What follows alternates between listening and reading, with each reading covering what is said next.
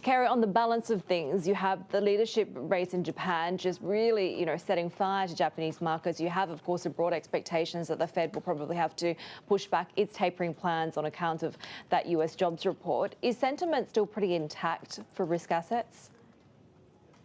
I think there is a good, strong case for risk assets and the sentiment to be very supportive.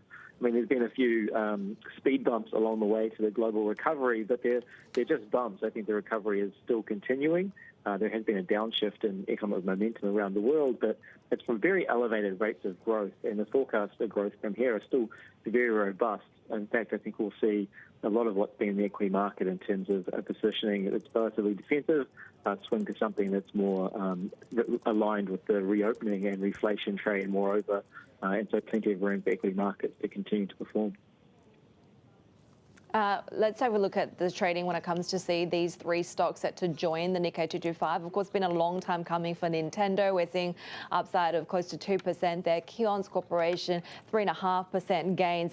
We did expect that given the US listed stock actually climbed by over 4%. And the ADRs when it comes to Murata actually rising 2.2% as well. Murata was kind of the big surprise there out of the three, whereas Nintendo and Kion's, that was largely expected. These stocks were added following a tweak to the methodology for the Nikkei, allowing some of these higher priced stocks that are heavy weighting to be added. So we're still waiting for a bit more of a reaction there from Murata Manufacturing at the start of trading. But when it comes to Japan, Kerry, obviously this post-Suga rally really does continue.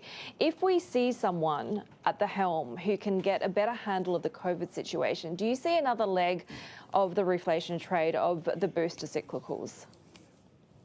Absolutely, and we've been pretty favourable towards Japan simply because it's an economy. It's a market that's well in tune with what's happening in the rest of the world in terms of it being a high cyclical weight, so it benefits from that growth around the world. The shift towards something that can be more positive in terms of controlling the pandemic, the fact that vaccination rates are really only just starting to increase, and the consumption that could be released within the economy, does bode quite well for the Japanese economy from here. I think the continued global expansion around the world does mean we'll see those cyclical stocks like Japan start to continue to perform well, and the relative valuation compared to other parts of the world is still quite good, or at least in Japan's favour at the moment. Kerry, David here. We have a lot of central bank decisions coming up, not least of which, of course, you have the RBA today. I think the ECB is out this week, and then we move into about 2.5 weeks from now, it's the Fed. I guess my question is, the narrative about, I'd say even 4 or 6 weeks back, was vaccination progress is the economic progress, recovery progress, and you can equate those two things. It doesn't seem like the correlation between where you are in vaccines is now as closely related to where you are on the recovery, and we've seen it with PMIs recently. Do we need to rethink global growth? I don't think we need to rethink the prospects for global growth. I think the concern here for many investors is that you're peaking in global growth, and that in the markets where, like the US, where the vaccination rate has been very high but slowed its ascent, there's a worry that you will see a bit more of a resurgence. The difference now is I think the higher vaccination rates really have, at least in many places, broken the link between the economic restrictions that get put in place when the virus numbers go up and the fact that that shouldn't just disrupt the economy as much as it has in the past. We have had a very strong acceleration out of this health crisis, and I think that the expectation of those rates of growth can continue is something that's just being tempered at the moment. But if you look at forecasts for economic activity into next year, you're still seeing numbers that are sort of close to 4% around most developed markets, much higher for emerging markets, and we're really much only at the start of what will be, a decent cycle for the economy around the world. No one's talking about recession. No one's talking about things coming to an end. It's just that we're moving past that very early acceleration out of the recession, but we're still in the prospects for good economic activity. Which is a good thing. Kerry, let me just interrupt you very quickly here. We'll resume the conversation in just a moment here, but just to mark for our viewers, Murata Manufacturing is now up 6.5%. That's been up successive days. In fact, you look at the chart all going back about, 3 weeks or so, that's basically gone vertical here. So 6.5%, that should be, and taking, in fact, the Topics Index, we're now at 2,060 on that specific index, going all the way back now to 1991. Kerry, let me bring it back in, and apologies for that.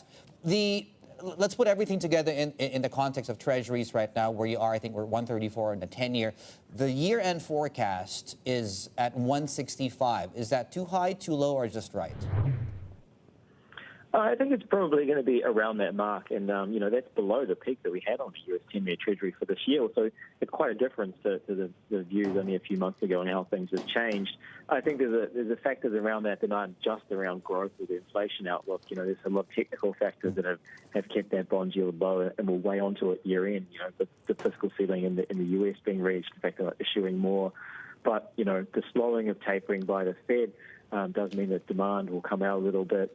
We do see repositioning happening in the markets as people have sort of cleared short positions in Treasuries as they haven't moved in line. They may start to put those back in place as we see our yields rise. There's a lot of forces that I think will see those yields move higher this year, even though there has been within trepidation so far.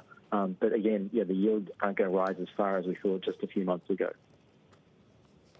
Given the enthusiasm in Japan and the regulatory fear that continues to grip China, do you see any kind of rebalancing of allocations to benefit Japan to come?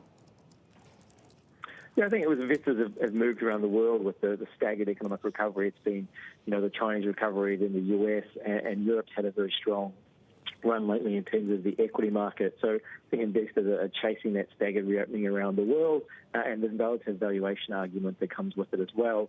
So this would naturally shift towards thinking about Japan and Japan's performance from here.